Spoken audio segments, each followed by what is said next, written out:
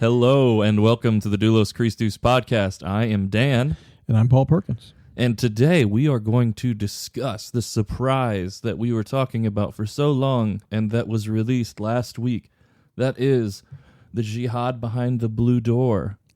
So, is it a surprise if we've already released it? It was at one point. Oh, it was, okay. No longer. It has been revealed. It has been revealed, the first one. I hope that everyone out there, at least that one person who's listening, has had an opportunity to listen to it, the first chapter in the book, Behind the Blue Door. Now, it's interesting that I tried to change the title a little bit from Jihad Behind the Blue Door to just The Blue Door, but Amazon wouldn't let me. So I had to make, on the book cover, the word Jihad is really small. Right. And the reason for that is I thought, it might offend people, or people would go, I'm not going to read something about jihad, but just the blue door would be, a draw. But right. But if you look up The Blue Door on Amazon, which I did, there are like 30 books titled The Blue Door. But if you look up Jihad Behind the Blue Door, there's one. Only one. That's right. I did that too. It was like, how many that people is clever marketing. Well, it is, because they always say find some unique word. Jihad. Yep, jihad's the one. That's the word for today. It is jihad. And I think that, growing up with the unfortunate events of September 11th, the word jihad, in my mind, and probably a majority of Americans, was purely negative. Oh, definitely, because I don't think we ever even heard the word before, in America, until it happened, and all of a sudden it's like, it's so prominent, and it was all associated with that one act. And so when, of course, there were terrorist acts before that, so people were aware of it, but that event was so marked with death and destruction that it is kind of seared into our consciences, and so we all kind of know now the word jihad. The question is do we understand what it means? Right, and that's the thing. And I think until I met you, or maybe started working with some different people of different cultures, I didn't realize that there were different kinds of jihad. Yeah, jihad in itself is a word that just means struggle. And so from a Muslim's perspective, they will say, well, what it means is that we want to struggle with God. And so that is what we call the spiritual jihad.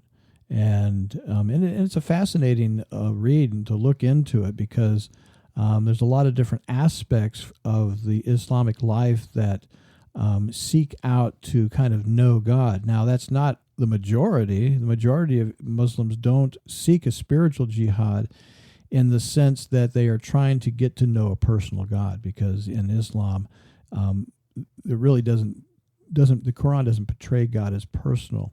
But there is a branch of Islam that has really kind of sought to have this more meditative, spiritual life with them. But it's a very small sect, and in fact, a lot of the Sunnis and Shia don't like them. They consider them heretics. Yeah, I think that, when we hear the word Islam, well, one, I didn't know that there was even the two different kinds, the Sunni and Shia. And are there other kinds even beyond that? Or is that like an umbrella term?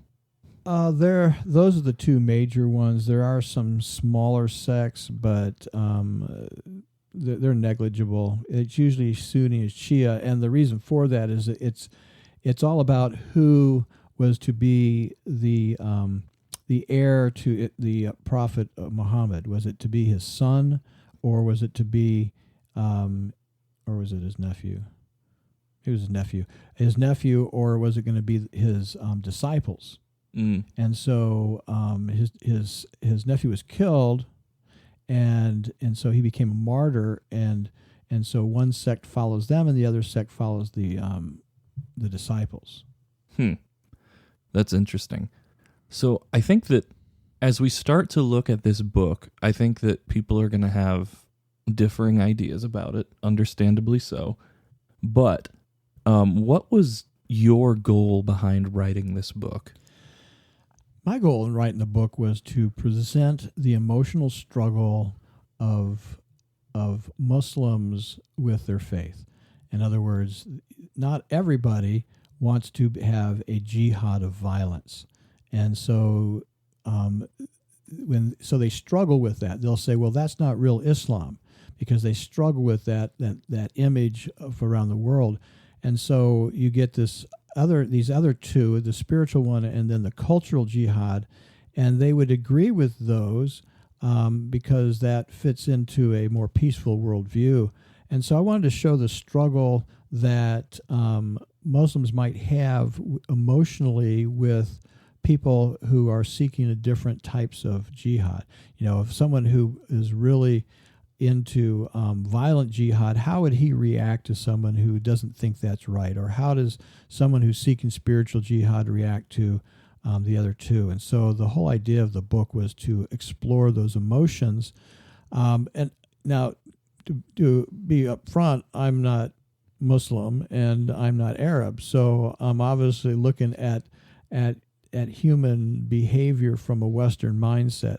So, but I think that knowing people who are Muslim and have engaged some who are my friends, and then having some people I know who are in the Middle East who are really experts in the culture has helped me to kind of weed through the difference between my understanding of a westernized understanding of Islam and what Islam is really about.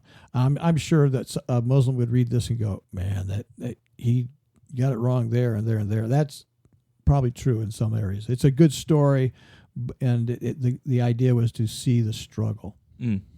Yeah, so it's really just like an overview of a possibility within this is kind of your idea, and like you said, neither of us are experts on the topic, and when you wrote this, it was with general knowledge and storytelling in mind, essentially. Right. I mean, I did a lot of research on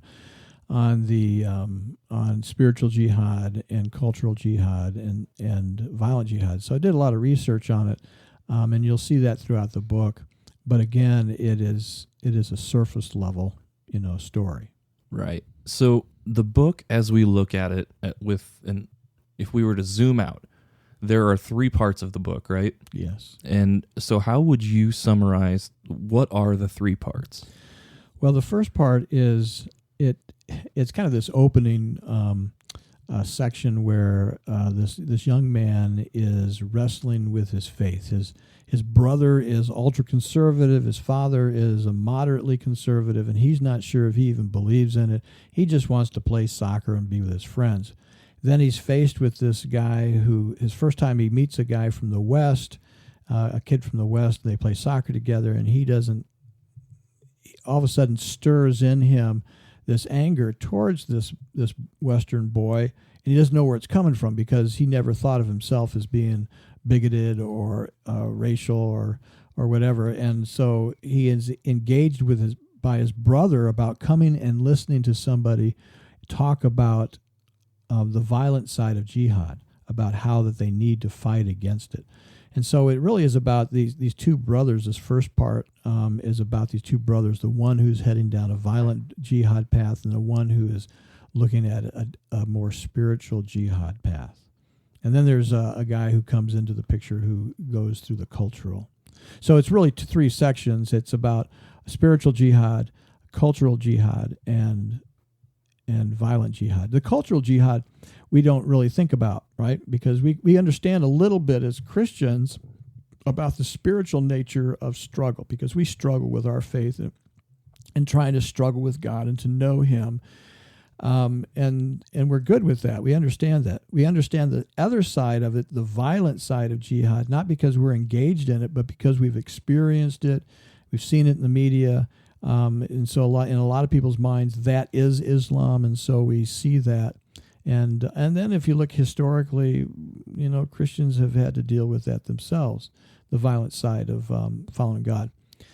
The cultural jihad is something that we're not as familiar with intellectually. We are familiar with it practically because Christians want to influence culture by entering into our neighborhoods and into our communities and impacting cultural with our faith.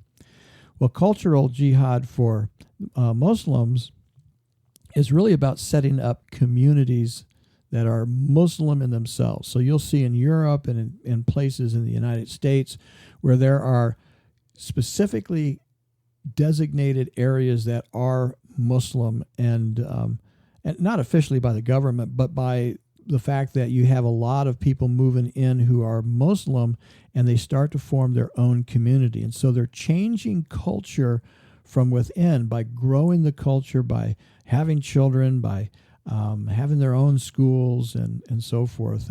And so we see them impacting culture as they live in it.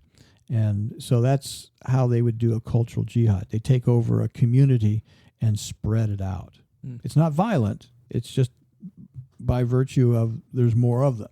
And so in a democracy, you'll end up having a city council then who might be majority Muslim. Right. And ultimately, you know, when I hear you talk about that, it's not really unlike the way a lot of Christian communities are. Correct. A lot of times, you know, like we'll have our own schools.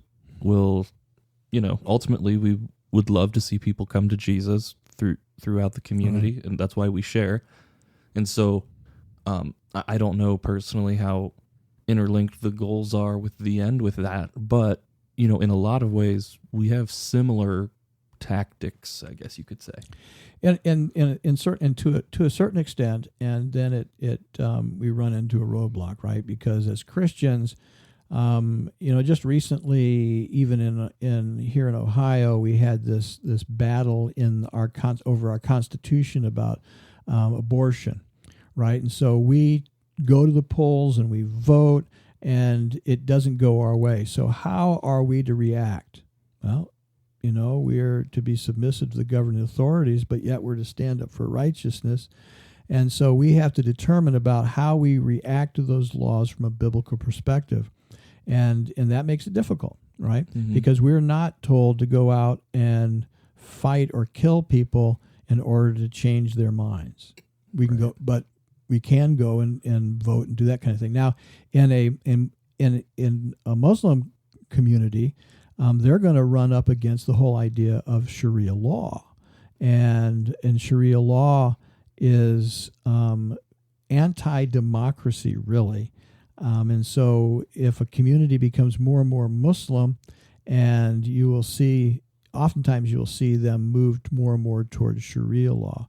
Of course, it will run into the Constitution eventually, and so what happens when it does? I mean, that becomes what does a Muslim community do if all of a sudden it comes face to face with a contrast between Sharia law and governing authorities? And typically, I think that it would end up becoming violent at some point. Right. I mean, at least in the United States, there would be the option of attempting to put forward laws, right? Like they could theoretically put out documents and be like, these are the things we want to propose. And, you know, obviously that's totally theoretical. I don't know what method they would go about it, but there is the option, at least in the United States, of that. In other countries, that's not necessarily an option. No, it's not. And I don't think that we have seen in the United States a violent, I don't see what we've seen. We have not seen in the United States a move from cultural jihad to violence. We haven't seen that yet. I think eventually it will come because in my understanding of the Quran, that's kind of the next logical state. The people in those communities now might go, no, we would never do that. And they may be very sincere with that. But ultimately what happens is that they will be faced with the contrast between Sharia law and the governing authorities over them, and they will have to make a choice. And you will find a more radical element in Islam that will move them to violence. And I think we've seen that in areas of Europe and in Africa. So it's not that it hasn't happened other places; it just hasn't happened here yet. Right, and I think that there's times where where they feel like, okay, well the peaceful methods of bringing about this change aren't going to happen, so now we have to find another option. And I think that we see in the Bible, it talks about how, render unto Caesar what is Caesar's and render unto God what is God's. And, that brings about the logical conclusion, well, what do we do when Caesar asks us to do something that God doesn't allow us to do. What would Christians do? Yeah, I think that is the difference between Christians and Islam. Christians have to stand up and not be forced to do something, but they're never told to rise up militarily to do that. They can choose not to do something that the government tells them to and face the consequences of that, but they are never told to stand up against them and fight against them, the governing authorities. Ever. I mean, you'll not find that anywhere in the scriptures. In Islam, it's different. In Islam, it talks about taking up the sword against those who are against Allah. And so there is a very definite passages that talk about that. So there is a difference in the way that the two religions would go about confronting established cultures. Well, just for reference sake, so people don't think that we're making up things, can you tell us a passage out of the Quran that says that, so people don't think we're just hateful people? Oh, well, yes, we're not hateful people. Let's see. We wanted to talk a little bit about the idea of, because a lot of times you'll hear in the media that Islam is a peaceful religion, and they get that from several passages, and I think that it would be good for us to look at that a little bit, and that will also answer the question that you asked. So I want to kind of go back to 2009 when there was an Army major who was Muslim who opened fire at Fort Hood, Texas, and a lot of people who died, innocent people who died, and he was charged with murder and attempted murder. Shortly after that, CNN came out and entitled an article, "Murder Has No Religion," which claimed that attacks like that are really forbidden in Islam. And so it quotes this passage out of the Quran, but they don't cite the passage, they just quote it. He said, and it says, "Anyone who kills a human being, it shall be as though he has killed all mankind. If anyone saves a life, it shall be as though he has saved the lives of all mankind." And so they published that, and everybody's going, well, yeah, the Quran says that. So it must mean that they are peaceful, because it talks about how they're not supposed to kill anybody. But the problem is that, and just like when we read the Bible, if we take anything out of context, we can make it mean anything we want. And so I want to read this in context and give you a passage out of the Quran. It's out of Surah 5, 32 through 33. And this is what it says. "For this reason did we prescribe to the children of Israel that whoever slays a soul, unless it be for manslaughter or for mischief in the land, it is as though that he slew all men. And whoever keeps it alive, it is as though they kept alive all men. And certainly our apostles came to them with clear arguments." And so that passage about not killing anybody was really given to the Jews, not to the Muslims. It was prescribed to the children of Israel. The second part of that passage says this: "The punishment of those who wage war against Allah and his apostle and strive to make mischief in the land is only this, that they should be murdered or crucified, or their hands or their feet be cut off on opposite sides, or they should be imprisoned. This shall be as a disgrace for them in this world, and in the hereafter they shall have grievous chastisement." So the question is how do you know who to exact punishment? It's anybody who wages war against Allah. And depending on who you are as a Muslim will depend on how you interpret that. Is it anybody who speaks out against him? Is it words? Because you'll see there was some people in Europe who had written some articles against Allah, and so there was I can't remember what it's called, infada or something like that, in which they were being targeted for death because they were waging war against Allah. It was only verbal. We talk about free speech. There's no free speech in Islam. You talk against the Prophet, you talk against Allah, then you are subject to be killed because you are waging war against him. So it's not just a physical war. It is. So this is just one example of a number of passages like that. Yeah, that's and I would think that a lot of Muslims probably don't necessarily know that passage is there, but that just like within Christianity, there's a lot of Christians that aren't informed about all of the things of your faith. And I feel like if you are to subscribe to a faith and claim it, you should be fully aware of everything that's taught in your faith. Oh, definitely so. And to be fair, like you said, most Muslims want to have a job, raise their family, love their religion, and just be at peace in the world. That is the majority of Muslims around the world.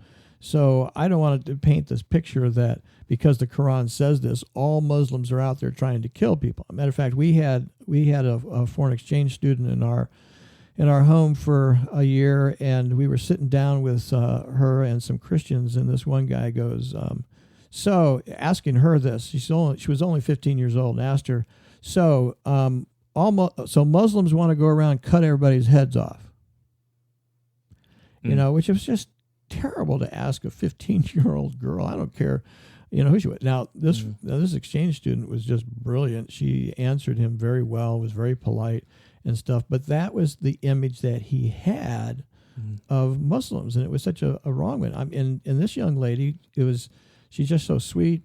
She's gotten her master's now. She's working in government, and she's just a lovely young lady. All she wants to do is to live life and love her family and make a living. So I don't think that the majority of Muslims are violent.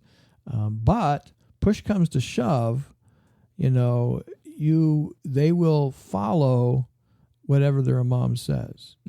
So one of two things will either happen. They will either be obedient and follow, or they'll move away and become nominal in terms of Islam, or maybe deny it itself. Right.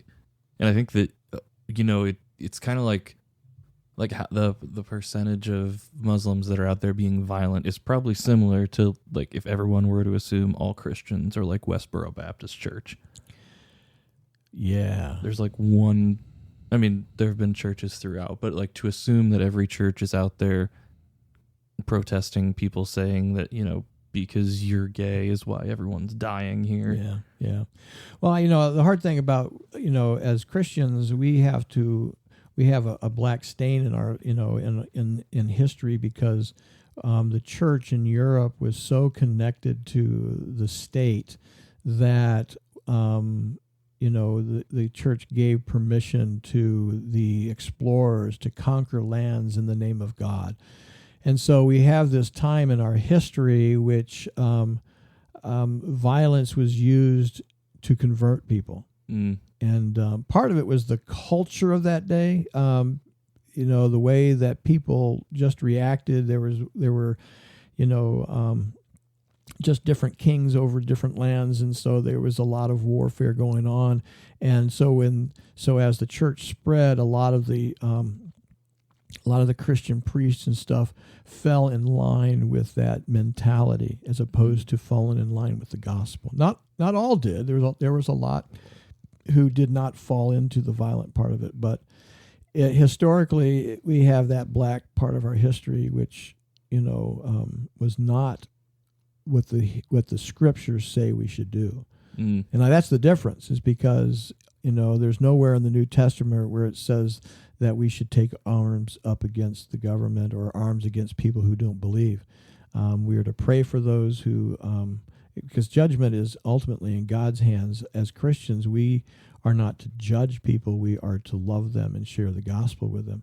And Paul's very clear in Ephesians is that, our war is not with flesh and blood, but with principalities and spiritual realms. And so that is the big difference between Islam and Christianity. Right. That there's never a listed part that tells us to take up arms or to fight violently. The closest one, because I want to, because someone's out there going, wait a minute, didn't Jesus say that you should take up your sword against, that he came to bring a sword against mom and dad, or mom and daughter and dad and son. And yes, he did. But he was trying to get a point, is that the gospel will divide people. Mm-hmm. So you see in families, who a child will come to know Christ and parents will disown them, Right. So in that sense, it has brought a sword. Not that the gospel says go out and kill people. It just divides people, and sometimes it brings death. I mean, in Islam, if you convert to Christianity, your parents might kill you. Mm. And I've seen that myself, because I know people whose parents have tried to do that. Yeah, that's a hard thing to swallow, because it's just not something that we really face a whole lot here, I think. No. So to me, like, it's such a culture shock is what it seems like. Yeah, it really is. And and I've been in Muslim countries, and I got to know the people, and they're so hospitable and caring and loving people. It's when the clash of ideas and faith come about, what will you do? Right. Yeah, and I think that you'd probably find that in about every faith when you're pinched, but it's what does your faith support? Right. Does your scripture or whatever support your action there? Yeah, it's kind of, my son and I get into and I might be opening up a can of worms here. We always get the discussion about whether the American Revolution Christians should have been involved in the American Revolution. And my contention has been, no, we shouldn't have, because that's not the way Christians should respond. Now the Christians will make a case of why they should, but I don't think that is what, from a biblical perspective, just because they were ruling over us and doing it in a very ugly way didn't mean as Christians that we should have revolted against them. And there's a lot of Christians who didn't participate in that, and they were looked down on by other Christians who did. So it becomes a very tenuous thing. So even in our American history, we have sometimes used our faith to get what we want. And there's a lot of things, that, what is it? Our move out west, the manifest destiny was basically stated as that God had given us the destiny to take over the land, to take democracy to the rest of the people. And there was even a discussion between people about whether that should be violent or whether that should be just by influence. And the violent side won out. And so we went out and we put down the Native Americans and stuff. And so we do have these things where people twisted Scripture to do what they wanted to do. But I think it's hard in Islam to twist the Scriptures to say, you almost have to twist the Scriptures to say that they're peaceful than they are to twist them to say that they're violent. Yeah. Well, I think that as we make our way through this book, we're probably going to have a deeper understanding, and I have had a deeper desire to try to understand more about what they believe, because I feel like I'm very ill-informed about probably, I don't know how they rank in size of religion, but they're a very large portion of the religion in the world. The fastest growing religion, I think. I had a statistic here about the size of Islam. It's like 1.5 billion Muslims in the world. So it's a large percentage of those who are in a faith. Very, very much so, and not all Arabs. You have Indonesians, you have Africans, so it's not just Arabs, but that is the center of it. It was interesting that in some of the Indonesian countries, that because Catholicism was there first, right? So Christianity was in Indonesia first. And so they'd be Catholic, and then a hurricane would come or a thing, and then they would go, well, God wouldn't do this, and the Muslims would say, well, that's because God has judged you, and you need to turn. So they'd turn to Islam, and then a hurricane would come, and an earthquake would come, and the Christians would be going, well, that's because God is judging you, and so they'd all turn back to Catholicism, because it's all about who's God's greater than who's God, right? Right. So, but mostly now in Indonesia, it is probably fully Islamic. Mm. Well, I'm excited as we go through this. We're probably going to try to start releasing a chapter a week, which means that on our end we need to start recording more, which is going to happen. Well, yeah, that's our goal. That is on us. So how many chapters we've read already? We have 6 recorded. We've released 1, so we have 5 on backup, and we're going to do a little bit more recording here in the coming days. And so for our one listener, I want you to understand that I'm reading the first chapter, or the first book, and then, because in the book there's 3 sections, and we call them book 1, book 2, book 3. Dan's going to read the second book, and then the third book, I think there's a girl in it, so Dan's going to read that one.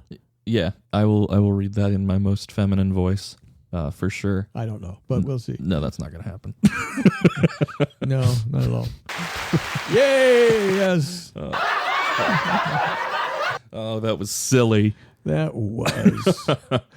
Well, but I'm excited about the book being released too. It's been out for quite a while, and it's one of those books that I think people are afraid to buy.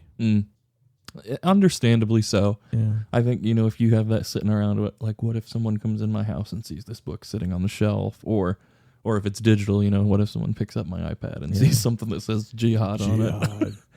Jihad, yeah. But I'm excited for it too, and I think that this is a culture of people who we love, and we want to we want to be in peaceful relationship with and understand each other better. And I think ultimately, if either of us, either a Muslim or a Christian, were to talk about it, each person's desire is for the other to turn to the other side.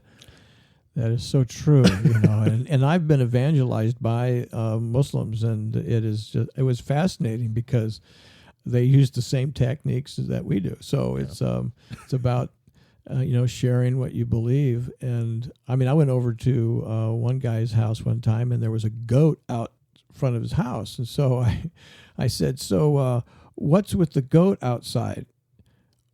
And he started in Genesis, or in the Quran, but the equivalent to Genesis, and started talking about Abraham and Isaac and Ishmael and the sacrifice of the goats. And I was like, I just wanted to know what the goat was for outside, but that's what he was for. Smart man. Yeah. He just put something out there to make you ask a question. That's right. Just tell me about the goat. That's a good evangelism, technique. So they do want us to turn to Islam, and we want them to turn to Christianity. And ultimately, it is about the Spirit of God opening people's eyes, because Muslims are very open to talking about their faith and hearing about your faith, but they're converting. Well, for Islam, if they convert to Christianity, it can mean, to the extreme, it can mean death. To the other side, to at least be ostracized from family and friends, and so it's a big step for them to do so. But if the Spirit of God's moving them, they will respond, and that's our hope, Right, and that's the greatest desire of this podcast, is just to bring the gospel of Jesus Christ to everyone, all of the one person listening, and right, that one person listening now, you can go out and share it with somebody else. And this is what I want. I think that it's important to know about Islam and faith is, if you happen to be a Muslim out there listening, bless you. And I want you to know this, that God can be known, because Islam doesn't talk about a personal relationship with God. He can be known, and he has been revealed to us through the person of Jesus Christ. And I know that brings up so many questions, but Jesus has come, and he died for our sins, that we might have a relationship with God, because apart from his sacrifice, we will be judged by God. You cannot be good enough. Amen. I think that's about as summarized explanation of the gospel as we can get. And like I said, that is our goal with this podcast. We want you to know Jesus. We want you to know that you can have a relationship with God and that you're not out there alone. And if you have any questions, get a hold of us at koinoniapodcast@gmail.com. That's koinoniapodcast@gmail.com. And ultimately, we say this a lot, but get connected with a local church. Amen. Get into community, and that is the best way to grow in anything. So we thank you for stopping by, and we hope you have a great week. And enjoy the book. It's free.